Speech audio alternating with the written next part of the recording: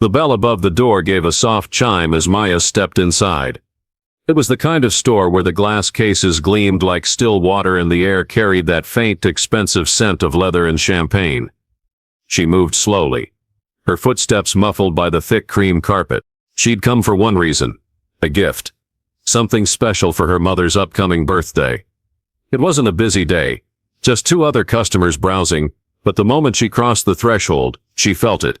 The change. The music, a gentle piano loop, seemed to fade. A sales associate, tall, immaculate in a black suit, looked her up and down. The woman's gaze lingered on the worn denim of Maya's jeans, the comfortable sneakers, the twist-out curls framing her face. Her lips pressed together in a small, tight line, and she stepped toward Maya with a kind of caution, usually reserved for people who'd wandered into the wrong place. Maya's eyes drifted to a display case in the center of the room. The lights inside made each stone blaze, diamond bracelets, earrings, and right in the middle, a necklace that looked like it could catch sunlight and hold it forever. She leaned closer to the glass, the sparkle pulling her in. "That one," she said softly, pointing. "Could I see it?" The associate didn't even glance at the necklace. Instead, she smiled, a smile that didn't reach her eyes. "That," she said, her voice smooth and clipped, "is out of your price range." It was a small sentence, 14 words, but it landed like a stone in Maya's chest. Her brows lifted slightly, more in surprise than anger. "You don't know what my price range is," she said. Her tone was calm even, but there was a thread of steel in it. The associate's smile widened, as if to soften the sting, but her voice stayed cool. "I just wouldn't want to waste your time." From somewhere behind, a soft shuffle of footsteps. A man browsing watches looked up, curious. Near the entrance, a young woman with a tote bag slowed her walk, pretending to examine a ring display while her phone angled ever so slightly toward them. Maya straightened, her eyes still fixed on the necklace. She didn't raise her voice. "I think I'll decide what's a waste of my time." The associate hesitated, her hands folding neatly in front of her. She didn't move toward the keys that would open the case. She just stood there, gaze flicking once more to Maya's sneakers. The air in the store felt heavier now. The piano music was back, but it was faint, almost swallowed by the quiet tension. Maya held the silence, waiting, her expression unreadable. The necklace still glimmered beneath the glass, but it wasn't the only thing on display anymore. Maya let out a small breath that could almost pass for a laugh, though there was no humor in it. "All right," she said, tilting her head toward the case. "Let me see it anyway." Her voice was even, almost polite, but it carried the faint edge of someone unwilling to be brushed aside. The associate's lips curved into something halfway between a smile and a smirk. She didn't look at Maya when she replied. Instead, she leaned slightly toward another clerk a few feet away. Her voice lowered but not enough to be inaudible. "She wants the platinum diamond," she murmured as if passing along a joke. The other clerk's eyebrows rose in quick amusement before he looked down again, hiding his grin. When the associate straightened, her tone had shifted, sharper, flatter. "We don't remove display pieces for casual browsing," she said. The words were cleanly cut, each one falling with deliberate weight. The meaning was obvious. "You're not buying this. You don't belong in this space." Maya felt the sting travel through her, quick, hot, precise. But she didn't flinch. Her gaze stayed on the necklace, its diamonds burning under the lights, as if they were daring her to reach for them. Around them, the stillness in the store began to crack. A man near the back looked up from a tray of cufflinks. A couple by the window slowed their conversation to a murmur. It wasn't just curiosity she felt pressing in from every direction. It was the kind of attention that comes when people smell tension but aren't sure which way it will break. Near the entrance, the young woman with the tote bag had shifted her phone slightly, the camera lens glinting for a second as it caught the light. Her face was calm, but her brows were drawn together, the faint crease of someone who's seen this before. Maya let the silence stretch just long enough to make it uncomfortable. "So," she said finally, turning her eyes to meet the associate's, "asking to see a necklace is casual browsing." The associate blinked as if caught off guard by the question. "We have to be careful with certain items," she said, her voice softer now but still holding that thin thread of condescension. Maya tilted her head, studying her for a moment. The store's hum, the subtle air conditioning, the quiet shuffle of feet on carpet, seemed louder than before. She could feel the judgment hanging in the air, invisible but heavy, wrapping around her shoulders like a weight. She glanced once more at the necklace, then back at the associate. "Careful," Maya repeated, her voice low and deliberate. "I agree, we should be careful." The words hung there, sharp enough to draw their own kind of blood. Maya's patience was thinning, but her voice stayed smooth. "Could you call the manager, please?" The associate didn't move. She folded her arms loosely, glancing toward the back office before returning her gaze to Maya. "He's busy with real clients right now." Each word was dipped in sugar but carried the weight of something else, something sour. Real clients. Maya let the phrase roll through her mind, feeling the quiet cut beneath it. Behind her, the soft chime of the door went unnoticed. The young woman with the tote bag was still there, now leaning against a nearby display, her phone tilted just enough to catch faces. She wasn't pretending to browse anymore. Her attention was fixed on every exchange, her lips pressed into a tight, unreadable line. Near the watch counter, a father and his teenage daughter were standing still, their conversation halted mid-sentence. The daughter's eyes darted between Maya and the associate, her brow furrowed. The father shifted his stance, uncomfortable, as if wondering whether to intervene or stay out of it. The store itself seemed to have changed shape. The wide, open showroom felt narrower, as though the walls had drawn closer. The bright, flattering lighting now felt like a spotlight, heatless but exposing. Even the glass display cases, pristine, polished, seemed to hum with a quiet tension, every reflection carrying echoes of the moment. Maya didn't move away from the necklace. She let the pause settle, the kind that forces everyone to notice it. Somewhere in the back, a faint laugh from another staff member floated through, oblivious or indifferent to the mood out front. She looked at the associate again. "Busy with real clients," she repeated softly. Not as a question, but as if committing the words to memory. The associate met her gaze for a second, then looked away, scanning the room as though for backup. Maya noticed the young woman with the phone step a little closer. The father cleared his throat. A subtle awareness rippled through the space, the kind that says this is going somewhere. The injustice wasn't loud. It didn't need to be. It was the quiet kind, the kind that pressed on your ribs and stole the easy air from your lungs. It lived in the choice of words, the glance at your shoes before your face, the assumption tucked inside a polite smile. Maya stood still in it, her expression calm, her hands at her sides. The diamond necklace caught the light again, but she no longer looked at it. She was studying something else entirely, the way power behaved when it thought it was unchallenged. The associate's voice broke the silence. "Like I said, he's occupied." Maya nodded slowly, almost imperceptibly. "Then I suppose I'll wait." Her voice was quiet, but the words landed with the kind of certainty that no one mistook for surrender. The wait didn't last long. Maya's stillness was starting to draw too much attention. The associate glanced toward the back again, her discomfort beginning to crack through the composure. Maya spoke, her voice as calm and steady as if she were discussing the weather. "I'll ask you one more time," she said. "Bring me the manager." The evenness of her tone wasn't soft. It was deliberate, precise, the kind of voice that made people lean in unsure if they'd just been threatened or warned.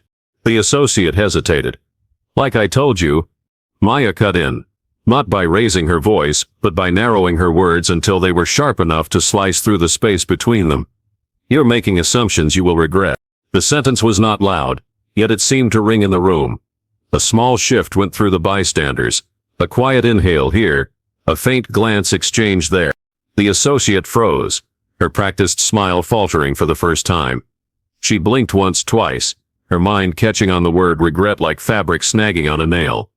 She searched Maya's face, perhaps looking for a hint of bluff, some clue that this was empty defiance. But Maya's expression was unreadable. Her posture hadn't changed. Her hands were still relaxed, her weight evenly set on both feet. Only her eyes carried the quiet force of someone who had no need to prove anything, someone who had already won battles the other couldn't imagine. In the corner, the young woman's phone tilted higher, her filming now obvious. She didn't bother to hide it. A couple who had been drifting toward the door stopped instead, their heads turning like flowers toward sunlight. The associate's throat moved as she swallowed. "Ma'am," she began, but the words sounded different now, stripped of the easy superiority from before. Maya didn't fill the silence. She let the discomfort settle like dust in sunlight, visible to everyone watching. From the back, Faint footsteps began to approach.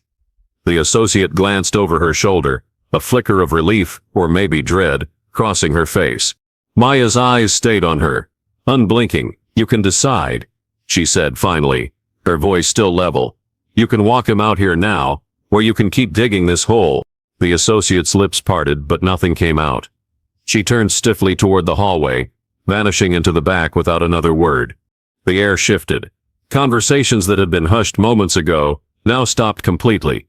Even the father and daughter near the watches had angled themselves toward the counter. Maya didn't smile. She didn't move toward the necklace. She simply stood, waiting, the weight of her presence filling the space more than any raised voice could. When the footsteps grew louder, she knew the next part was about to begin. He came out of the back with a stride that was meant to project confidence but landed somewhere closer to performance. A man in his late 40s, hair neatly combed, suit tailored to look expensive but not ostentatious. His smile was the kind that didn't reach his eyes, stretched just far enough to seem polite but tight at the corners. "Maya Carter," he said, though she hadn't given her name. His handshake was limp, his fingers brushing hers in a way that suggested obligation, not welcome. "I understand there's a concern," he continued, glancing quickly at the associate, then at the necklace behind the glass.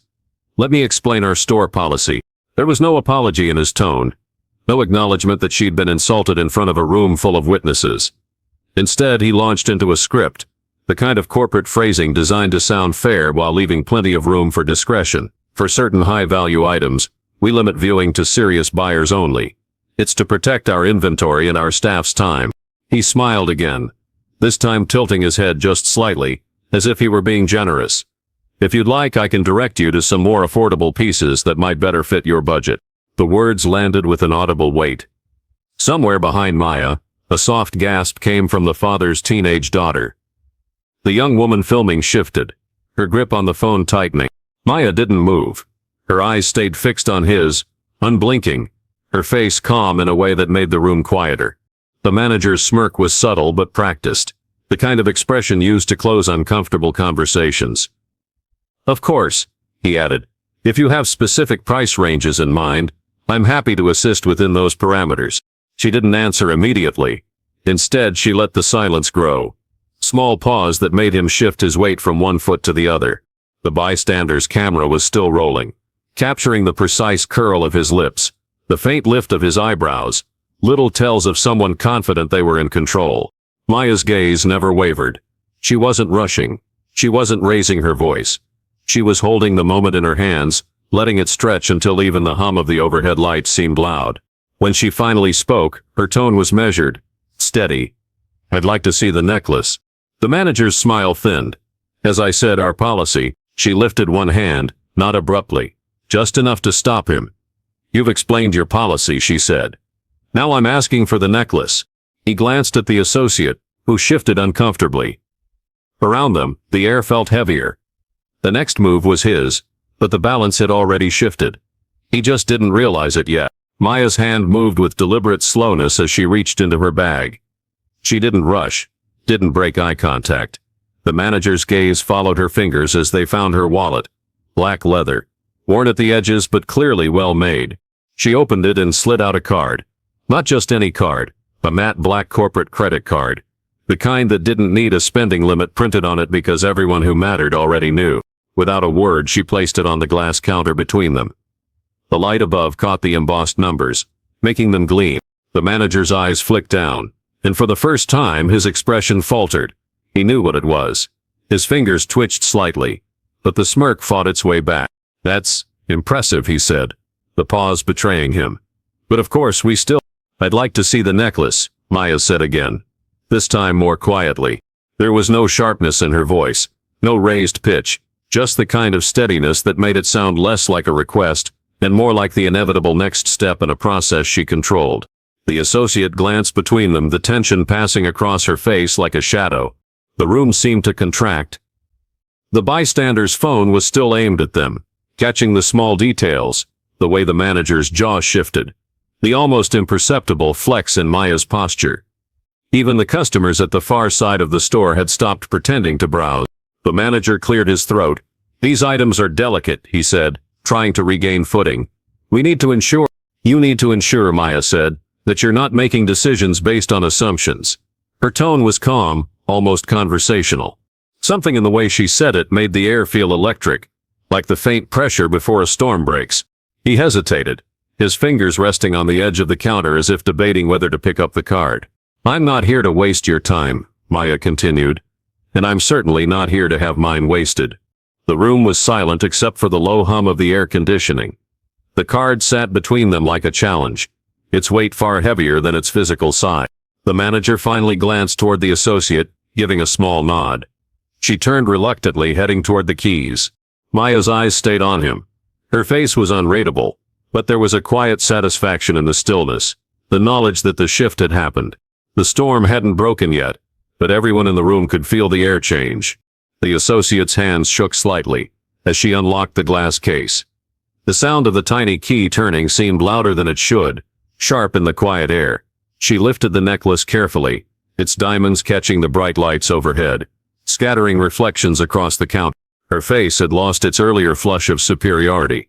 Now she looked pale, her eyes darting between the manager and Maya, as though silently asking for permission to hand it over. Maya extended her hand. The associate placed the necklace in her palm with a care usually reserved for something sacred. For a long moment, Maya didn't speak. She held it up to the light, slowly tilting it so each diamond flashed in turn. The sparkle danced over her skin, the metal cool against her fingers. She examined it as though nothing else existed. Not the people staring, not the camera phone still recording every detail. Her expression was calm, her posture unshaken. The silence was thick, almost oppressive. Then finally she lowered the necklace onto the counter. "I'll take it," she said softly. The manager exhaled slightly, perhaps thinking the standoff was over. But before he could respond, Maya's eyes shifted to the rest of the display case. "And," she continued, her voice still low but now carrying through the room, "everything else in this case." The words hit like a stone thrown into still water. Gasps rippled out in waves. The father near the watches blinked hard, as if unsure he'd heard correctly. His daughter's jaw actually dropped. The young woman filming took a step closer, her phone angled higher, making sure every second of this would be captured. The other customers didn't even bother to pretend they weren't watching. The associate froze, her lips parting. "All of it?" she asked, her voice barely above a whisper. "All of it," Maya confirmed. "The diamonds, the gold, the platinum. Tens of thousands of dollars in a single sentence." The manager's practiced smile faltered again.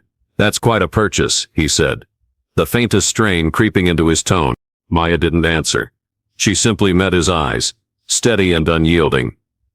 Around them, the store felt like it had shifted into a different gravity. Every person caught in the pull of this moment. The camera phone moved closer still. The air was tight, humming. This wasn't just about jewelry anymore. Everyone could feel it. The associate swallowed hard and turned back to the case, but she kept glancing at Maya, as though afraid she might vanish before the sale was complete. The balance of power had changed. No one could pretend otherwise. Maya placed the necklace back onto the counter with care. Her eyes stayed on the manager. "Let's talk privately," she said. He hesitated. "About the sale. About the store," she replied. There was a murmur from the customers nearby. The young woman filming adjusted her stance, still recording. The manager gave a small dismissive chuckle. "The store," he repeated, as though humoring a child's fantasy. "Yes," Maya said. "I want to buy it." The laugh that followed was genuine this time. Short, sharp, the sound of someone certain they've just heard a joke. "I don't think you understand what you're suggesting," he said, leaning closer, his voice pitched lower now. "This isn't something you can just walk in and do." Maya reached into her bag. From it she pulled a single folded document, neatly pressed, the paper thick and weighty. She laid it on the counter between them and unfolded it slowly, her fingers deliberate. The header alone was enough to pull the smirk from his face. An acquisition offer, pre-approved and backed by a major investment group. "This," she said, tapping the top of the document, "is already cleared, funds in place. All it needs is your corporate signature." The manager's eyes flicked over the page. The color drained slightly from his cheeks. "You came here prepared to buy this location." "I came here prepared for opportunities," Maya said. "Turns out, one presented itself." His laughter was gone now. He scanned the figures again. perhaps calculating how quickly this could reach the higher-ups, and how much trouble he'd be in when it did. I don't think you realize the scale of— I do, she cut in gently. I also realize your company is currently being filmed discriminating against a paying customer. That video is already online. How much do you think that will cost you before the day is over? The words landed with precision. His shoulders stiffened. He glanced toward the young woman's phone and back to Maya. This conversation should move to my office, he said finally, his voice tight. It can, Maya replied, but remember, the offer is for today. After that, I'll have to factor in the PR damage into my terms. He folded the paper, but not before one last glance at the bolded sum. When he looked up, his smirk was gone, replaced by something harder to read. The shift was complete. The man who had dismissed her minutes ago now knew he was standing across from someone holding the pen that could write his future. It happened fast. Within the hour, two suited lawyers stepped through the glass doors, their briefcases swinging lightly at their sides. They didn't pause to take in the displays or the stares from the customers still lingering. They walked straight to the back office, where the manager waited. At the counter, Maya stood quietly, hands folded in front of her. She didn't check her phone, didn't pace. She simply waited while the store buzzed in an uneasy mix of confusion and awe. The young woman with the tote bag was gone now, but her presence still lingered, in the form of the video she'd already posted online. It was everywhere. By the time the lawyers arrived, the clip was racing across social media timelines, the views ticking upward like a clock in fast forward. The comments poured in. Outrage from some, disbelief from others, praise from many. Strangers were tagging news stations, civil rights groups, celebrities. Screenshots were already circulating with captions, like "This is how you handle discrimination," and "Watch until the end." A staff member near the watch display leaned toward another, whispering behind his hand. Across the room, the associate who'd first greeted Maya stood stiffly by the register, avoiding eye contact, her posture rigid. The door to the back office opened briefly, one of the lawyers stepping out to retrieve a thick stack of papers from his case. He didn't say a word as he passed Maya, but his glance was quick, measuring. The store felt smaller now, the air dense with anticipation. No one knew exactly what was happening in that office, but everyone could sense it. The kind of shift that meant the old balance was already gone. By mid-afternoon, the clip had passed 1 million views. The hashtags were everywhere, a rolling tide across platforms. Never assume, shopping while black, quiet power. Influencers with millions of followers were stitching the video into their own posts, adding commentary, replaying the moment Maya's voice cut through the store. Civil rights advocates praised her composure. Everyday shoppers shared stories of their own humiliations in high-end stores. And then came the former employees. One by one, they began posting their own accounts, stories of discriminatory policies, coded language in staff training, subtle but constant profiling. Some named managers. Some named this very The pressure on the company was mounting by the hour. News outlets ran the clip alongside headlines about racial bias in retail. Commentators debated it on morning talk shows. The company's PR team finally broke the silence. Their statement was short, bloodless and vague. "We take allegations of discrimination seriously and are reviewing the incident." It didn't work. If anything, the non-committal tone only fueled the fire.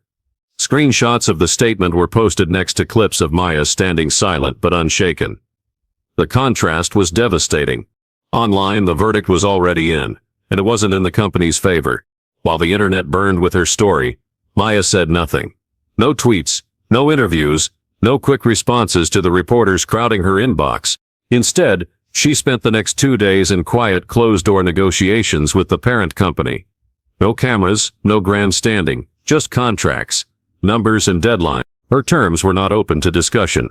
Full ownership of the store, immediate and sweeping anti-discrimination reforms across all locations, mandatory bias training for every employee, and a public apology, not the hollow kind, but one that named exactly what happened and who it happened to. The executives were stunned. They'd walked into the room expecting to offer a discount or a settlement. Instead, they found themselves cornered, facing a woman who not only knew her worth, but had the leverage of an entire nation watching. They could fight, or they could fold. And with each passing hour, folding became the cheaper option. As the video continued its climb across every platform, A new wave of posts began to appear. Not about the store, but about Maya herself. Someone recognized her face from a business magazine cover. Another dug up an old conference clip where she delivered a keynote on women in tech. Within hours, the picture was clear. This wasn't just a woman with a sharp tongue and a black card. This was Maya Carter, raised by a single mother in a small apartment. First in her family to go to college, valedictorian, Harvard Law and Business, then founder of a tech company now valued in the billions. Articles began circulating, stitching her life into a narrative the internet could not resist. Headlines framed her as the embodiment of resilience and quiet power. A woman who had built herself from nothing and still carried herself without the need for noise. And through it all, she remained silent. No interviews, no statements, not a single post. The silence became part of the intrigue, drawing more people into the story. She was in control of what the world would know and when they would know it. Speculation swirled. Some assumed she was preparing a massive lawsuit. Others believed she was orchestrating a corporate takedown. All anyone knew for certain was that Maya Carter had entered that jewelry store alone, walked into a wall of bias, and somehow turned it into a national moment. It didn't stop at Maya's story. The hashtags grew into a movement. Across Twitter, TikTok, and Instagram, thousands of people began sharing their own moments, times they'd been followed in stores, denied service, told they couldn't afford something before they'd even touched it. Some stories came with grainy security footage, others with vivid personal recounts. There were videos of department store confrontations, receipts waved in the air as proof, and captions that read like diary entries from years of being underestimated. Civil rights organizations seized the moment, amplifying the posts, tagging lawmakers, pushing for accountability. Petitions began circulating, demanding federal oversight into retail profiling. The media shifted, no longer just about one store in one city. It became an industry-wide indictment. Anchors and journalists began using the phrase "shopping while black" in headlines, treating it not as anecdote but as systemic reality. Retail executives from competing chains began releasing their own statements, some defensive, some preemptively apologetic. Industry insiders whispered about emergency meetings being called to address brand risk. Maya didn't say a word, but she didn't have to. The tide had turned. The pressure wasn't just on the store or even the company that owned it. It was on the entire system that had allowed such assumptions to thrive. The story had grown too large to be contained. The cameras were everywhere, clustered in a half circle at the far end of the showroom, lenses glinting under the bright display lights. Reporters murmured to each other as their microphones angled forward. Maya sat at a polished wood table, a neat stack of documents before her. The corporate representatives were there too, their smiles rigid, their eyes on the papers. The pen in Maya's hand was heavy, sleek, expensive. She signed with smooth, unhurried strokes, each one sealing the transfer of ownership. Just days earlier, she'd been told she couldn't even hold a necklace here. Now she owned every display case, every key, every inch of this space. At the back of the room, the former manager stood half in shadow, arms crossed. His expression was unreadable, not defiant, not contrite, just watching. When the final signature was done, Maya set the pen down gently. The faint click loud in the silence before the room erupted into camera shutters and shouted questions. She didn't answer them. Not yet. The store was closed for the day, but the lights were still on. Employees stood in a loose circle in the center of the showroom, the diamond cases gleaming around them. Some shifted on their feet, others crossed their arms. Maya stepped into the middle of the group, her presence quiet but commanding. She didn't need to raise her voice. "This," she began, her tone calm but edged with certainty, "will be a place where every customer is treated with dignity." Her eyes moved from face to face, pausing just long enough to make the weight of her words clear. Some of the staff met her gaze and nodded, relief in their expressions. Others looked down at the carpet, their discomfort evident. "There will be mandatory anti-bias training for everyone," she continued. "Not just once, but ongoing. And there will be a zero-tolerance policy for discrimination. Spoken, unspoken, or implied. You will not be judged by how much someone looks like they can spend, but by how well you treat them." She let the statement breathe for a moment. The air was still, the only sound the faint hum of the overhead lights. "This store will succeed," she said, "because people will feel safe here. They will feel welcome. And if anyone here can't work toward that, They shouldn't be here at all. No one spoke. A few shifted uncomfortably. One employee exhaled and nodded slowly. Maya didn't smile. She didn't soften her tone. She simply said, "We start tomorrow." The day of the apology was bright and cloudless. But inside the studio, the lights were hot and focused. 2 chairs sat side by side. The backdrop a clean white with the company's logo faint in the distance. The CEO of the parent corporation was already in his seat. Posture upright, hands clasped tightly in his lap. Next to him, Maya sat with the same calm she'd carried from the start. The broadcast opened with the CEO's voice. "A few days ago," he said, "one of our stores failed in the most basic responsibility we have, to treat every customer with fairness and respect." He didn't deflect. He didn't hide behind vague phrases. He named what had happened: racial bias, an assumption made about a customer based solely on appearance. He outlined the changes: new anti-discrimination protocols, regular staff training, anonymous reporting systems, and immediate disciplinary action for violations. When he finished, the camera shifted slightly toward Maya. She leaned forward, her hands resting lightly on her knees. Her voice was low and steady. "What happened to me happens to people every day, in ways big and small. The difference is that this time, it was caught on camera, and it could not be ignored." Her gaze was unwavering. "I am not interested in apologies without change. What matters is what happens from here, and whether these policies are enforced, not just announced." She spoke for less than a minute, but every word landed with precision. There was no anger in her tone, only certainty. The broadcast ended, but the reaction was immediate. Social media lit up, not with outrage this time, but with celebration. The clip of her speaking was shared across timelines, often paired with the caption, "Quiet power, real change." It didn't take long for the shift to spread.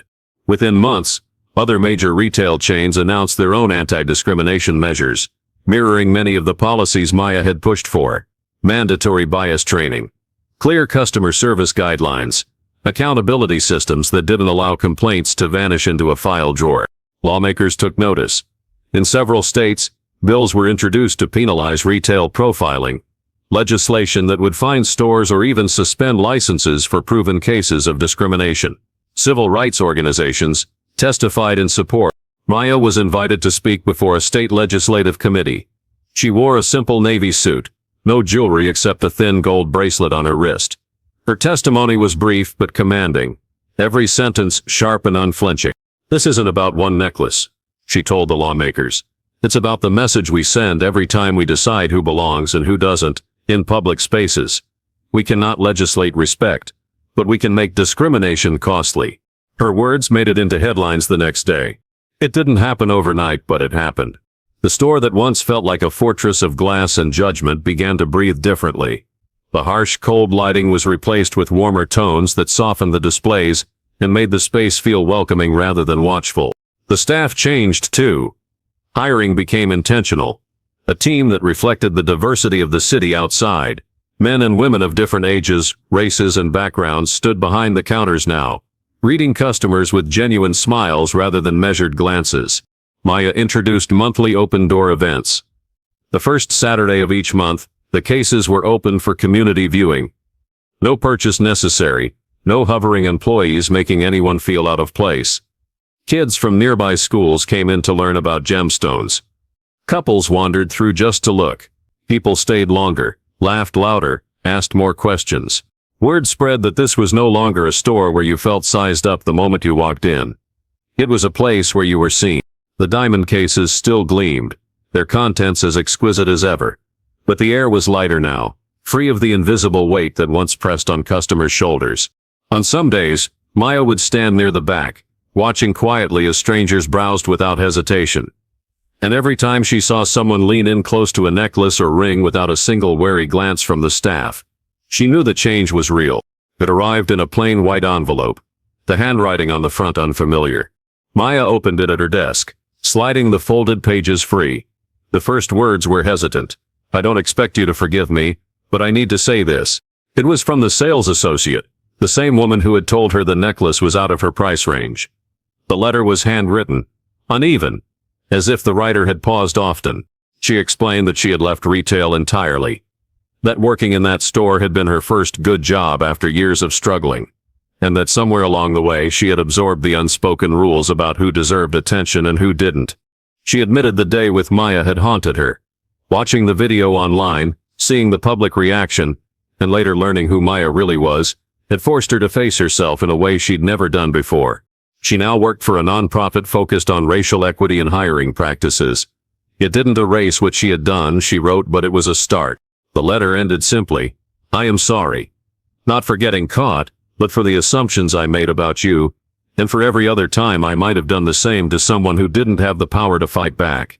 Maya read it once, then again, slower. There was no defensiveness in it, no attempt to soften the wrong. She placed the pages back into the envelope and slid it into her desk drawer. She didn't know if she'd respond, but she knew the letter belonged there, not as a wound, but as proof that even the smallest shifts in one moment could ripple into someone else's life. In the corner of Maya's office, where the afternoon sun slips through tall windows and paints long, warm stripes across the floor, there's a single glass display case. Inside it rests the diamond necklace, the same one she'd been told she couldn't afford, the same one that had started it all. It doesn't sit on velvet in a jeweler's case anymore. Now it rests on a simple black stand, the diamonds catching light with every small movement in the room. Beneath it, in understated silver letters, a small plaque reads, "Never assume. It's not for sale, it never will be." Visitors always notice it. Even people who come to her office for completely different reasons. Business partners, community leaders, old friends, inevitably pause by the case. They lean in, looking at the intricate setting, the flawless stones. "It's beautiful," they say, almost as if to themselves. Then, more often than not, "What's the story?" Maya tells it in measured tones. No dramatics, no flourish. She speaks of it the way one might tell a parable. Simple, factual, letting the weight of it sit with the listener. She talks about the day she walked into a store for a gift, how the necklace was locked behind glass, how she was told it was out of her price range before she'd even touched it. She recounts the tone, the glances, the quiet sting of being dismissed. She talks about what happened after, the purchase, the ownership transfer, the changes made. She doesn't tell it for revenge. She doesn't tell it to gloat. She tells it because it's proof. Proof that calm, deliberate action can cut deeper than outrage. Proof that some battles are won not by raising your voice, but by refusing to lower your standards. When she finishes, there's usually a silence. Visitors look back at the necklace, and the meaning of that small plaque becomes heavier. Sometimes they nod. Sometimes they smile. Sometimes they look away. Deep in, for Maya, the necklace is not a trophy. It's a reminder, to herself as much as to anyone else, that assumptions are dangerous, and that dignity, when held onto tightly, can be transformative. In quiet moments when the office is empty and the day's work is done, she'll glance at it from her desk. The diamonds still gleam the way they did that first day, but they no longer belong to a store that saw her as less.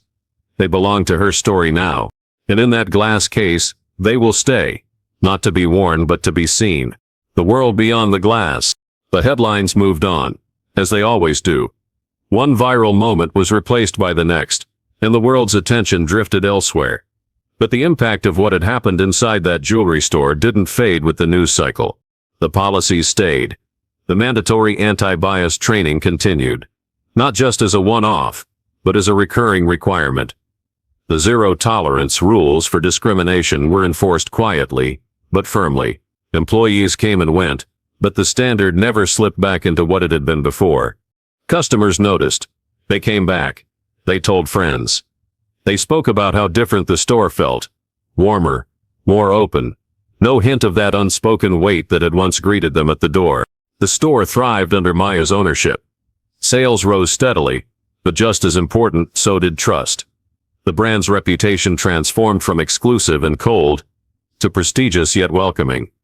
In a market where image was everything, that shift was priceless. Maya didn't stop there. The momentum from that day became a catalyst for something larger. She began investing in other businesses led by women, by people of color, by founders who had been told no one too many times, by investors who couldn't see past their own biases. Each investment was careful and deliberate. She looked for entrepreneurs who had ideas worth believing in but lacked the backing to make them real. Her capital came with mentorship, connections, and the kind of strategic advice she wished someone had given her when she was starting out. And as those businesses grew, opening new locations, hiring more staff, launching products that made waves in their industries, Maya saw each one as a quiet strike against prejudice. Every success story was a reminder that the walls keeping people out weren't as immovable as they seemed. The diamond necklaces story became part of her own personal brand, but not in the flashy way some expected. She rarely mentioned it unless asked directly. When she did, she spoke plainly, not as a tale of revenge, but as proof of what could happen when dignity was held firm and the right moment was seized. The headlines may have faded, but the change remained, visible in every smiling customer, in every confident new business owner she supported, in every unspoken message that echoed from one act of quiet defiance. Full circle. 5. It was exactly 1 year to the day. Maya parked a block away from the store, just as she had before, but this time she wasn't alone. Her mother walked beside her, their arms linked, the easy rhythm of family in every step. They approached the glass doors together. The lights inside glowed warm, the kind that invited instead of warned. Soft music floated through the space, wrapping around them as they stepped in. Customers moved easily from case to case, their conversations light. Staff members greeted them with genuine smiles, not the quick, calculated glances Maya remembered. No one stared, no one judged. They passed the diamond cases, each one gleaming. In the center, the necklace sat where it had been a year ago, resting on black velvet under perfect lighting. It looked exactly as it had that first day, untouched by time, still capable of holding sunlight in its stones. An employee approached, smiling warmly. "Would you like to try it on?" she asked, looking at Maya's mother. Maya glanced at her, and her mother hesitated, eyes shining just a little. Then she nodded. The employee unlocked the case with care, lifting the necklace out as though it were something fragile. She draped it gently around her mother's neck. The diamonds caught the light just so, scattering it across her face. Her mother reached up, fingertips brushing the stones, and met Maya's eyes in the mirror's reflection. There was pride there, not just in the beauty of the piece, but in what it symbolized. A battle fought with composure, a victory claimed without ever raising a voice. They both smiled. The glass between them and the necklace no longer felt like a barrier. It was just a display now, no longer a line drawn between who could belong and who could not. They walked the rest of the store together. No rush, no tension, just the quiet joy of moving freely in a space that had once tried to shrink her. And when they stepped back out into the sunlight, Maya knew that moment, just like the one a year before, would stay with her forever.